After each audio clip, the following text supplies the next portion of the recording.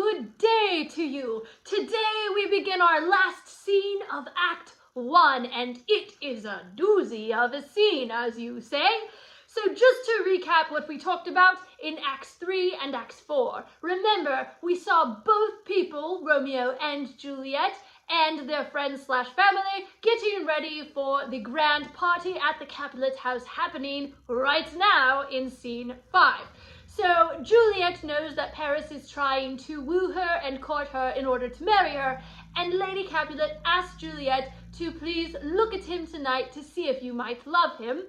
And Romeo and his friends are heading to the party, and Romeo expressed concern about the events of this evening leading to his untimely death, a little bit of foreshadowing. So here in scene 5, we are at a hall in the Capulet house at the party itself. Now, this is a very fast-paced, chaotic scene. If you were to see this on in a play as it is meant to be seen, you would see a lot of people on stage, and each little group of people, different things would be happening at different points on the stage. So the reading of this may be a little bit confusing just because it's meant to be seen, not read, but I will try to make it clear to you as we read through it. So the first people that we are going to see is a group of serving men who are running around trying to get things situated, get people served, all of that stuff, get everybody ready for the party. And then we're going to see Lord Capulet, who is going to be greeting guests as they enter. So that's the first part of the scene. You can probably visualize it as you are reading it. Just imagine everybody's running around like chickens with their head cut off. Ha ha! Delightful saying you have. So please pause the video now and read scene 5 to line 41. Great! You read scene 5 to line 41. So we see the servants at the start of the scene, and they're just talking about getting the food ready and everything. Little bit of comic relief because they're running around like idiots. And then we see Lord Capulet, and all of these people have entered the scene, right? The maskers, Capulet, his wife, Juliet, Tybalt, all the guests and gentlemen and people at the party ready to have fun. And Capulet is greeting them all by saying, "Welcome, gentlemen, ladies, everybody start dancing." And he goes to talk to his cousin, the second Capulet is what you see there. That is Lord Capulet's cousin, also called Capulet, so he is two Capulets. So he goes to talk to his cousin on line 30 because he says, "For you and I are past our dancing days," meaning that they are too old to dance, right? And they start having this conversation, reminiscing on all of the times they used to wear masks to parties because they were wooing young women, but now they're too old to wear masks and they're too old to dance. So they're really just reminiscing and having a good time. In this next portion I'm going to have you read, you need to really visualize what is happening here. Romeo is going to be wandering around the party, and all of a sudden he's going to see Juliet. Now remember, up until this moment when he sees Juliet, he has been head over heels in love with Rosaline. But watch what happens when he notices Juliet across the dance floor. Then, as Romeo is looking at Juliet and thinking about her, Romeo is going to be spotted by somebody else. So I want you to see if you can figure out who spots Romeo and what he makes of that situation. So I would like you to continue reading to line 97. Please pause me now and read to line 97. Great! You read to line 97.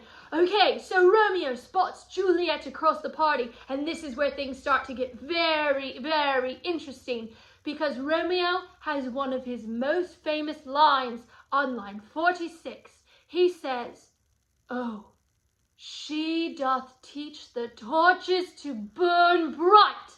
So he's saying Juliet is burning brighter than the torches, literal torches that are on fire. So basically what Romeo is saying here is, now how do you guys say it?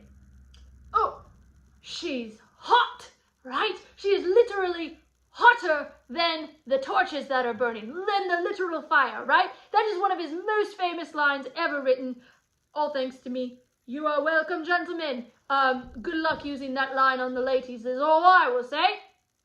And then Romeo goes on. He's talking as he's looking at Juliet from across the room. And on line 54, he says, "Did my heart love till now, forswear its sight? For I ne'er saw true beauty till this night." So he's saying to himself, I don't think I've ever been in love until I just saw Juliet. I never saw anyone as beautiful as her. Talk about love at first sight, right?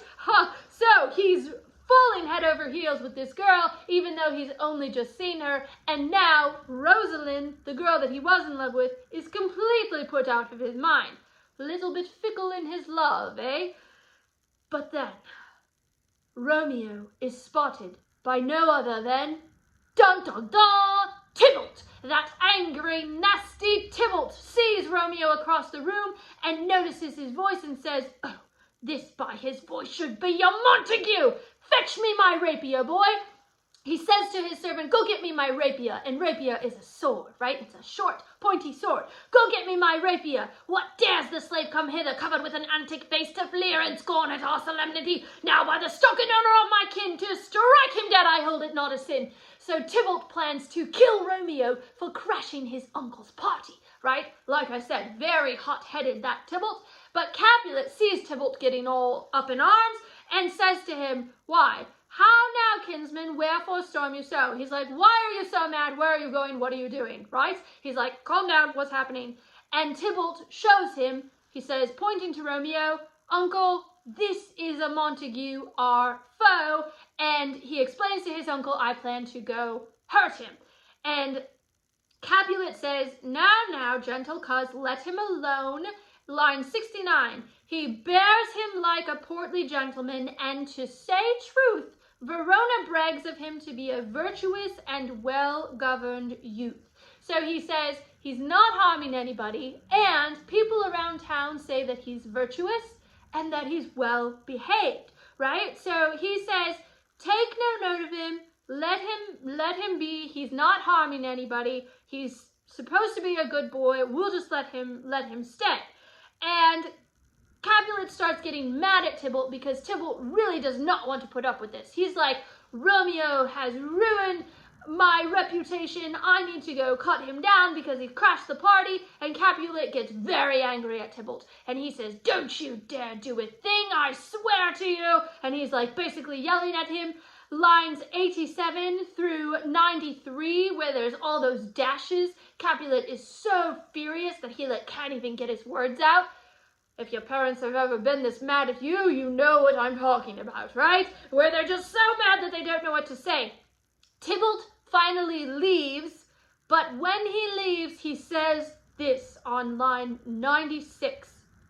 "I will withdraw, but this intrusion shall, now seeming sweet, convert to bitterest gall." So he's saying, I will leave, but I promise you that this will not end well, right? So again, here we have a little bit of foreshadowing that something bad is going to happen, but also he's saying, I will get revenge on Romeo one way or another.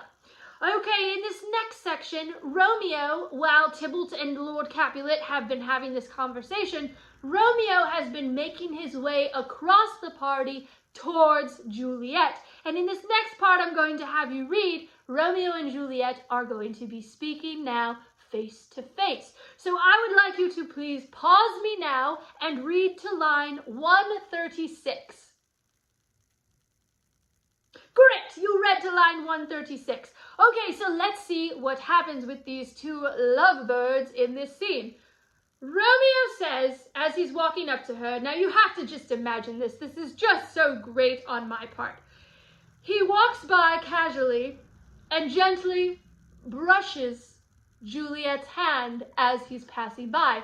And he says, "Oh, if I profane," meaning if I pollute or dirty, with my unworthiest hand this holy shrine, the gentle fine is this, my lips two blushing pilgrims ready stand to smooth that rough touch with a tender kiss. So he's like, oh my gosh, I touched your hand. I'm so sorry. If I disgraced your hand or if I dirtied your hand, let me please have you forgive me with a tender kiss. A kiss to your hand. So he's very smooth with the ladies. Gentlemen, are you taking notes? Juliet being, of course, the intelligent young lady that she is, said, "Good pilgrim, you do wrong your hand too much, which mannerly devotion shows in this. For saints have hands, that pilgrim's hands do touch, and palm to palm is holy Palmer's kiss." She's like, "Oh, you don't need to actually touch your lips to mine, because this is holy Palmer's kiss. This is a holy kiss. If we just put our hands like this, then our hands are kissing." Well, Romeo says, "Have not saints lips and holy Palmers too?" He's like, even people that pray with their hands, that kiss their hands together to pray, also have lips. And Juliet says, "I, pilgrim, they have lips that they must use in prayer," right? So Romeo's trying to get her to kiss him, and Juliet is thwarting all of his advances. So she says, "Oh, but they don't use their lips to kiss, they use their lips to say their prayers. Blah, blah, blah, prayer, prayer, prayer," right?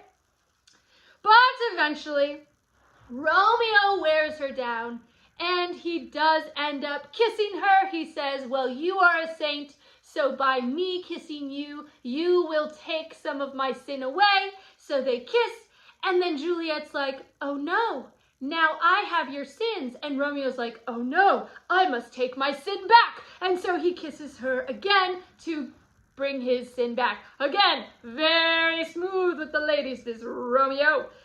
So then the nurse comes in and interrupts their smooch fest, and she says, "Madam, your mother craves a word with you." So Juliet rushes off to go talk to her mother, and Romeo continues to ask, what is her mother? Who is her mother? And the nurse reveals that Juliet's mother is none other than Lady Capulet.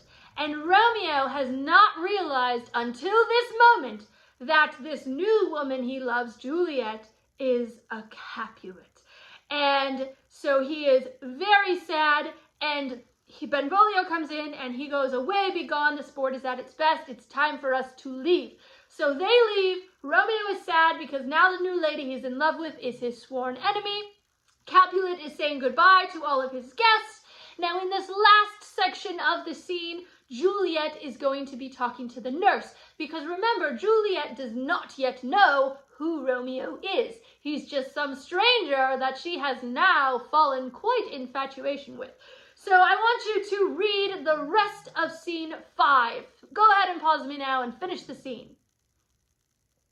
Great, you have finished reading scene 5. Let's talk about what happened in the last few lines. So Juliet and the nurse are talking to one another, and Juliet is trying to be coy. She's not trying to be obvious by straight out asking, "Who is that dude over there that I was kissing?" Instead, what she does is she starts asking the names of all the other guests. She's like, "Who is that? Who is that? Who is that?" And then she gets to Romeo, right? And she says, when Juliet asks about Romeo, the nurse says, "I don't know who he is." And Juliet on line 143 says, "Go ask his name." And then when the nurse goes away, she says, "If he be married, my grave is like to be my wedding bed." Again here, Juliet says, "I will die if he is married, and my wedding bed will be my grave." Another instance of foreshadowing that we have in this scene. Lots of foreshadowing here. The nurse comes back and says his name is Romeo and a Montague, the only son of your great enemy.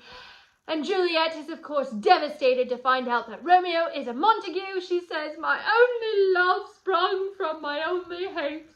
And she is very sad. So everybody leaves the party very upset. And that, my dear friends, is the end of Act 1. Brilliant job, we have made it. It has been an absolute pleasure to walk you through Act 1. Unfortunately, I will not be able to stay to carry you on through the rest of the play.